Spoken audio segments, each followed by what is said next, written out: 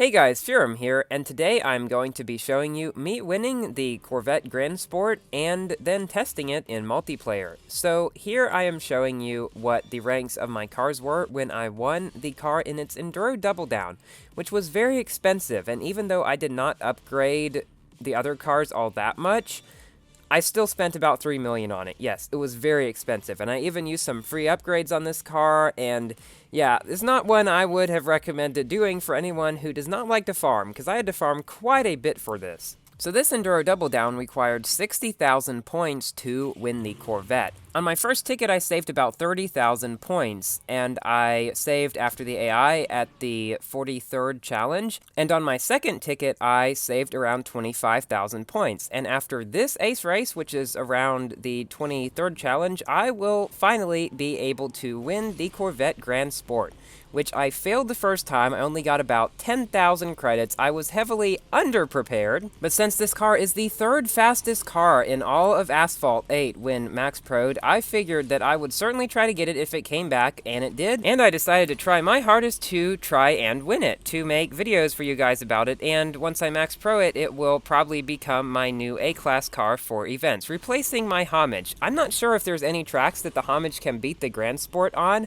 Let me know if you guys would like to see me make a comparison video between the Homage and the Grand Sport. If I do make one though, it probably will not come for a while because I have run out of V8 engines, and I need 7 more to fully Max Pro this car. So yeah, my Max Pro Corvette video will probably not be coming for a while. I am planning to make one though, because while it does very well in multiplayer at this rank, it is really good at Max Pro and has its full potential shown there. So as this was a fairly low AI, I have managed to beat him pretty easily, and beat him by about 6 seconds. We received our 850 Enduro Double Down points, and when we go out, the only option will be to save, because, well, there's no point in doubling if there's nothing more to get, and I've gotten the car now. This is my 143rd car. I won it at a rank of 1701 with the tuning I showed earlier, but that's too high of a rank for multiplayer, so I set elite tuning to this, 1804, and my rank is 1679 now, which is the exact same as my Vulcan and my MP425, so yeah, that's interesting. One thing you will notice is that it starts up extremely slowly, even when triple tapping. It's pretty much like a Camaro that's elite and faster. It drives almost exactly like the Camaro, so if you're used to driving the Camaro in multiplayer, this car will feel a whole lot like it, and I'm very surprised I did not wreck on any trains or the wall during all that. So this car can reach a speed of 314 miles per hour at this rank of 1679,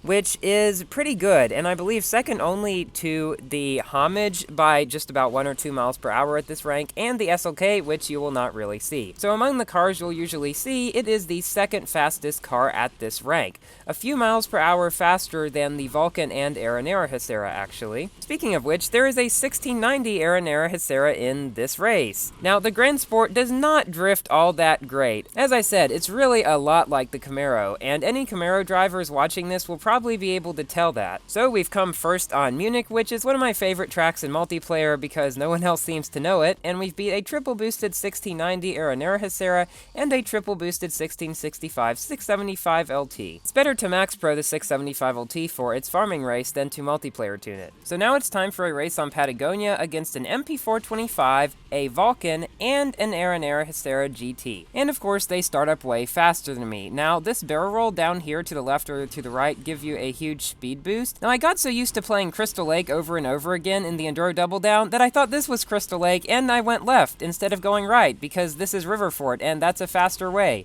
So yeah, and this way is especially bad for this car because of its bad drifting, which does not do very well around all these sharp corners. So let's see, will I be able to catch up to the Vulcan, the Hussarya GT, and the MP425, or some of them?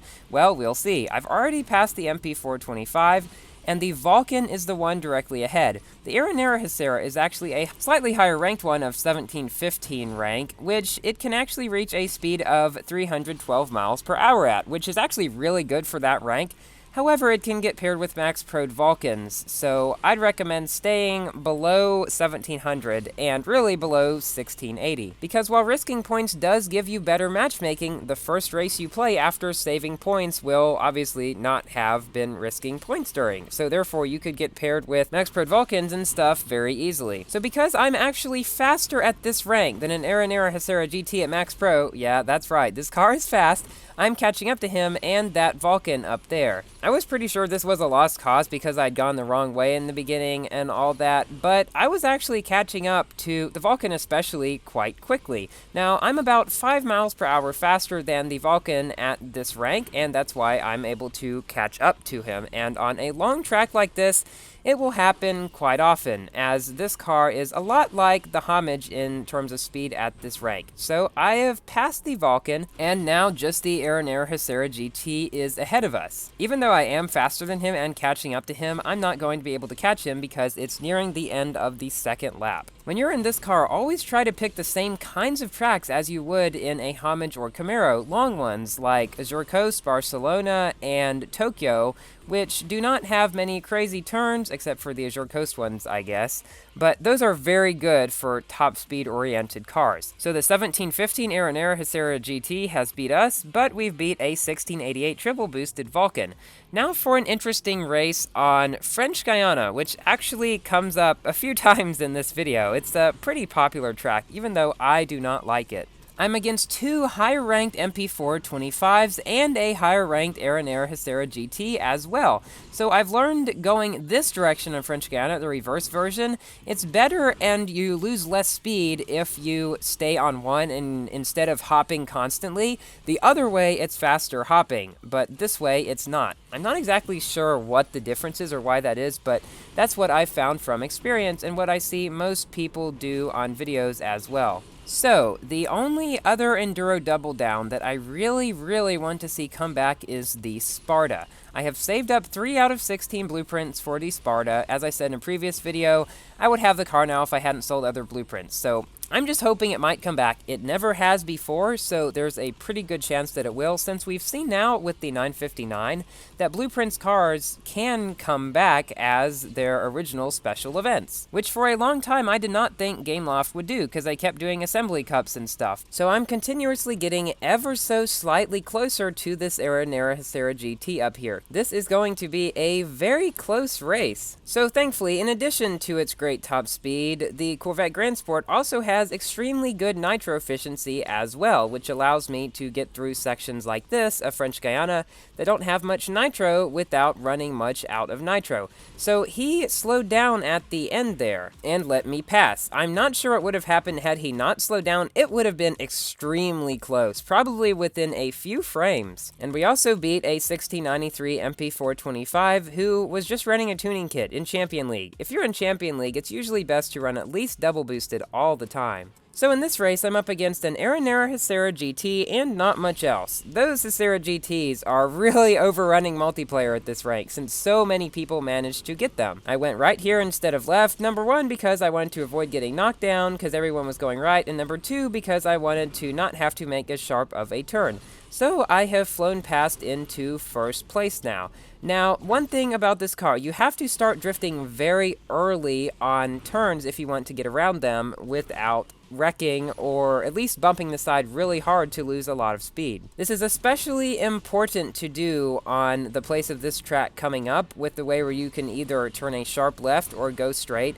I decided to make the turn to the left. I started drifting as soon as I hit the ground to slow me down, and even though I did tap the wall, I didn't lose that much speed, and I was able to make it around and get up to speed again fairly quickly.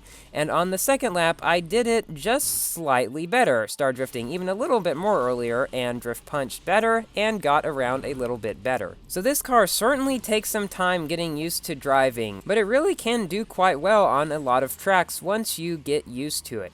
So we were up against an Hussarya GT at 1675 and a triple boosted Mazda GT3, who is beating him, interestingly enough. So now for our final race, which is again on French Guiana. Yeah, I said there would be a few of these in this video. And both MP425s and the Vulcan all targeted me at the beginning to knock me down, because they know that while the Corvette Grand Sport does not start up quickly, it is very fast and can catch up if they do not knock me down. But as you will see in this race, sometimes not even a knockdown will be enough to stop the Grand Sport from catching up, because this car is about 20 miles per hour faster than a MP425 at 1679, which mine is at, and I can confirm that that is correct. So the reason it's faster to go up top here and not down below, especially in this car, is because the down below route, while possibly being slightly shorter, has a big jump at the end which can cause cars like this one, which accelerate badly, to lose a lot of speed. So I did not want that, and I think in pretty much all cars it's faster going on top.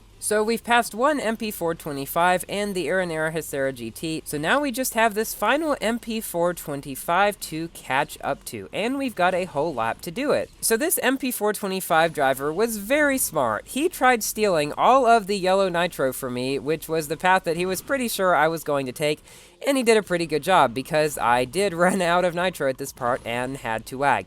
But then he did as well. And because I decided not to go in the place on the right and he did, I managed to pass him. See, tiny little route changes like that can make a big difference in multiplayer, even if one is just slightly shorter.